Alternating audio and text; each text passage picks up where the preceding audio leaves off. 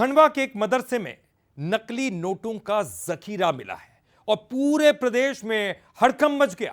Police की कार्रवाई में 20 लाख रुपए के फर्जी नोट बरामद हुए और इस सनसनीखेज खुलासे ने कानून व्यवस्था पर सवाल खड़े कर दिए हैं। एक तरफ तो जांच के लिए एसआईटी गठित की गई, तो दूसरी तरफ एक और मदरसे से शुरू हुई कहानी अब सियासी जंग तब्दील हो गई है।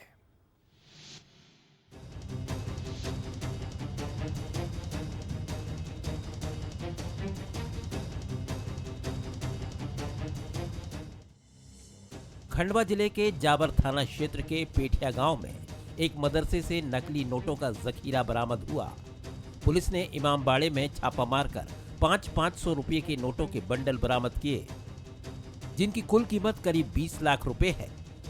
मस्जिद के इमाम मोहम्मद जुबैर अंसारी को पुलिस ने गिरफ्तार कर लिया है।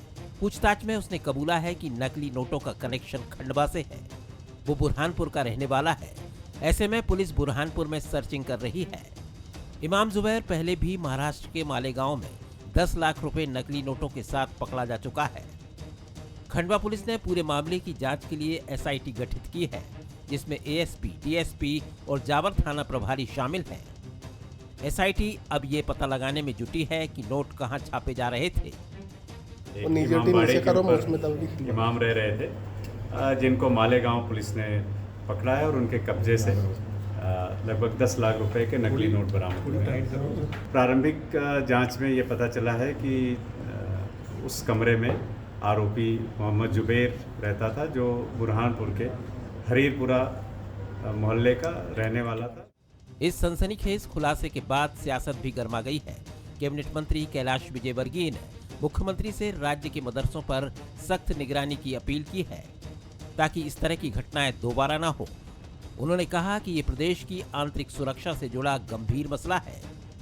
वहीं बीजेपी विधायक रामेश्वर शर्मा ने कहा कि मदरसे अब अराजकता के केंद्र बनते जा रहे हैं।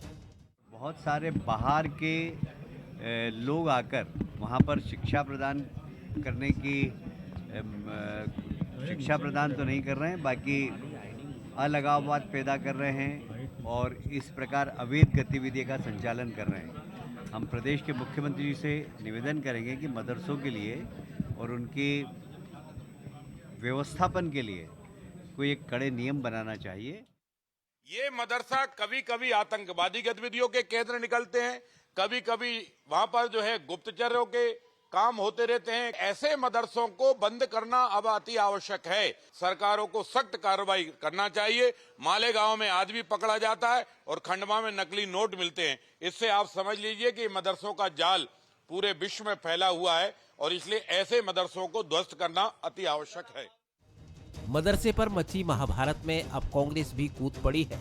कांग्रेस का आरोप है कि प्रदेश में कानून व्यवस्था पूरी तरह फेल है और सरकार की लचर निगरानी में ऐसे मामले बढ़ रहे हैं। प्रवक्ता अब्बास हफीज ने कहा कि अगर किसी ने गलती की है तो सख्त कार्रवाई होनी चाहिए। जिस भी व्यक्ति ने, जो धार्मिक प्रचारक थे या टीचर थे इस्लामिक, उस व्यक्ति के घर से वो करेंसी बरामद हुई है। बीजेपी के विधायक को ये भी ज्ञान नहीं है, वो कह रहे हैं मदरसे से बरामद हुई है।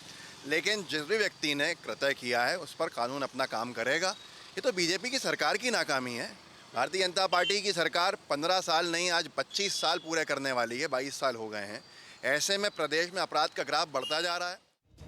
प्रदेश में करीब 1500 से ज्यादा मदरसे संचालित है, जहां धार्मिक शिक्षा दी जाती है, लेकिन समय समय पर उनकी कार्यप्रणाली पर सवाल उठते रहे हैं। कहीं अनुदान घोटाले, कहीं फर्जी दस्तावेज, तो अब नकली नोट कांड ने इस पूरे तंत्र की साख पर सवाल खड़े कर दिए हैं। अब देखना होगा कि खंडवा का ये नकली नोट कांड क्या सिर्फ एक आपराधिक मामला बनकर रह जाएगा या फिर मदरसे पर छिड़ी महाभारत के बीच व्यवस्था में सुधार की दिशा में ठोस कदम उठाए जाएंगे। खंडवा से रेहान शेख के साथ सूरज शर्मा, बंसल न्यूज, भोपाल।